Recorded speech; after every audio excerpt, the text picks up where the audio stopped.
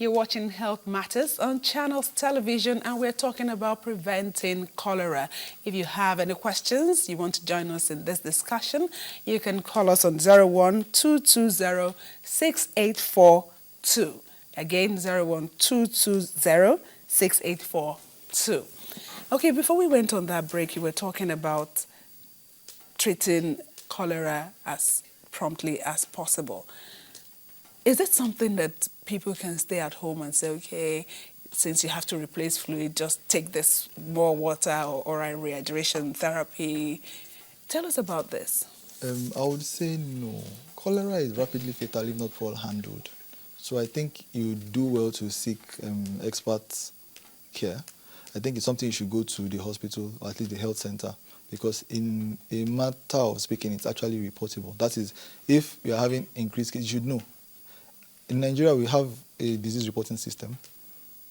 So it's something that if it happens in your locality or in an area, there is need for the appropriate authorities to know, so that they're on the lookout. So if it comes epidemic proportions, adequate measures can be taken. So it is something that you should actually seek medical attention for. And aside from reporting just for the sake of charting whatever outbreak may be coming, the treatment is not what you want to do by yourself at home. No, it it's has not. to. It's you're going not to be replacing fluid. Yes, it's so not. Tell us about this. But you can start to replace fluids right from home. But it's something that you need to actually do more than that because it's rapidly fatal. There's antibiotic treatment. And in this era that we live in now, in fact, some people have even said that we are living in the post-antibiotic era. We are gradually moving to the post-antibiotic era. Not in a good way, in a bad way, because a lot of the pathogens, the organisms, the bacteria, are becoming resistant to antibiotics that we have. Because of abuse? Because of abuse. Because of abuse. So there's this thing about rational antibiotic therapy. And then you may not even know the appropriate giving dose. the appropriate drug for the appropriate therapy, that's the appropriate drug for the appropriate disease entity at the appropriate dose for the appropriate period of time. So it's, and you know that, like I said, it starts like every other diarrhea disease before you now can clearly say that this is. So don't wait to find out. And of course, by the time you get to the hospital, you'll be able to tell, especially in children. We have viruses too that cause diarrhea diseases. So why should you stay at home and start pumping the child with antibiotics, probably even building resistance at home, and then at the end of the day, you've not done anything. And the children are more susceptible. Yes. So it's always good for you to, playing, and you don't know where they're picking up things along the way. Putting in the mouth. And okay, the vaccine? Yes, the issue of vaccine. Okay, well, like every other thing of public health importance, people have always tried to look at vaccines.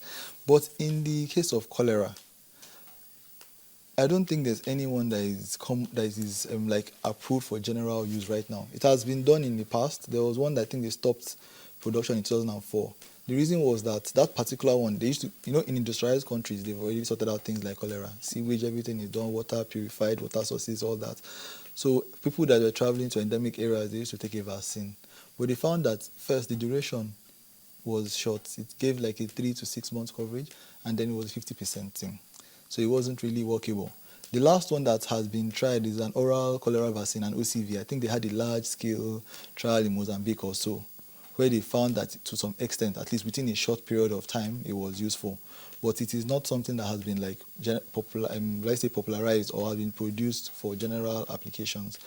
Cholera is one of the things that has been, studied a lot, and simple measures have been used to control. To control it. So we'll be talking about that now, but let's be joined by this caller. Hello?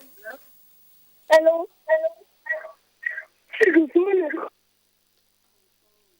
Hello? Hello? Okay, I think the caller is not there. Okay. Yes, I was going to say, even getting back to part of them, one of the landmarks of public health as a practice, and field epidemiology in particular, was the, I'm sure you've heard of Dr. John Snow, and how he stopped a cholera epidemic in the UK just by removing the handle of the pump on Broad Street. What he noticed was that people were dying of cholera, and nobody was sure. Of course, this was before the isolated Vibrio cholerae, the causative agent, or before there was even the antibiotics that we use for treatment now. But what he noticed was that he mapped out the number of deaths in households, and he saw that in this particular area that is served from this particular water source, there were more deaths here than there. And he postulated that whatever is causing this could be from this water source. And what he did is went there and he removed the handle of the pump So from why West does Street. it seem And like... nobody...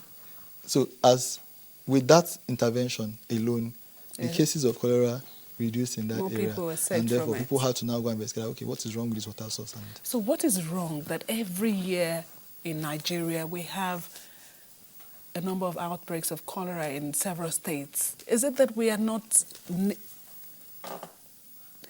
the real cause, like nailing it exactly where it is? how? Okay. Like I said, the organism has potential for epidemic spread. That is the It's one of those organisms that can cause epidemics. That's one. And in Nigeria, we are very ripe for epidemics. We have a large population overcrowding. And of course, it's more common in the local socioeconomic groups and areas. Now, the thing is, in a place where it is endemic, that's where you have the organism around. Like I said before, human reservoirs and environment as well, water, rain, everything. So prevention water. will center So around. prevention is key. Like I said, when there's a problem, there's a lot of attention. Everybody is aware it dies. That's what I want us to talk about. This Okay. prevention. Okay, I think the caller is back. Let's see. Hello. Hello, Mohammed. Please go ahead. Okay, Mohammed is gone again. We hope you can join us before the end of the program. Anyway, that's true. That reminds me of something. Your question. Actually, it's been noted that epidemics actually occur in cycles. It's a phenomenon that has been noticed that epidemics actually occur in cycles. And actually, for you to continue to have it means that you're not anticipating or you're not putting in the right Yes, and right putting the strategies. right But pegs you know in the that right in holes. this particular case, it's multifactorial.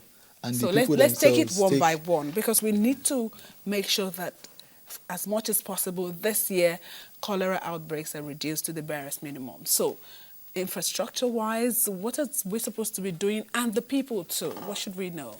Yes, the people should know that first and foremost, that water, very essential to life, but should not be taken for granted. So what should they do take with care their of it. water? You should boil your water. You should boil your water. You shouldn't eat any food or drink anything that you are not confident about how the water that was used for preparing that was done, or anything that is just left in the open. You shouldn't.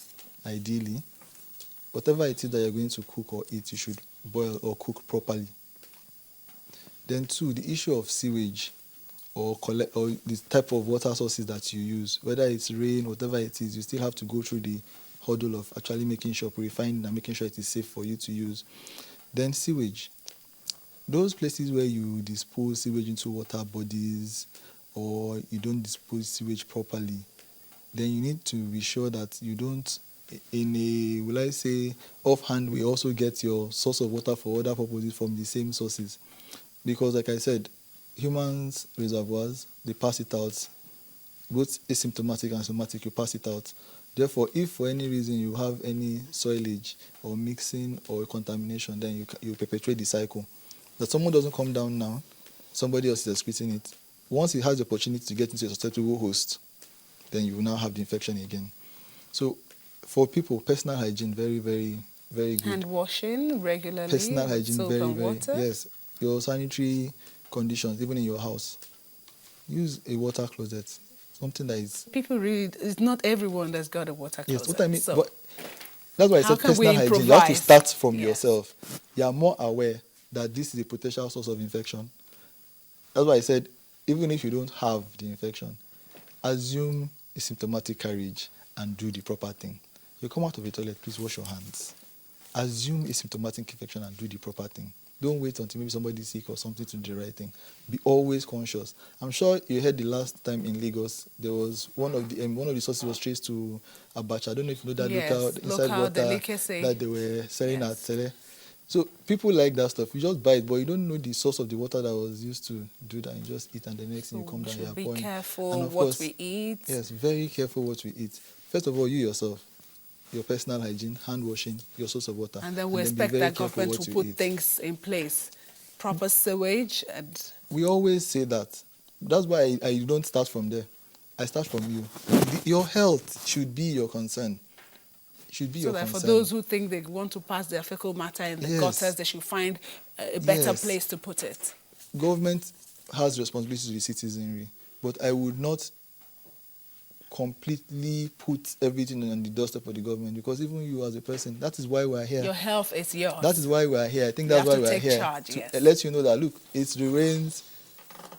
All of you fetching water from funny sources, be aware. Boil This thing your is water. here. It's available. Yeah. So if you're not careful, you will have it. Your child starts purging.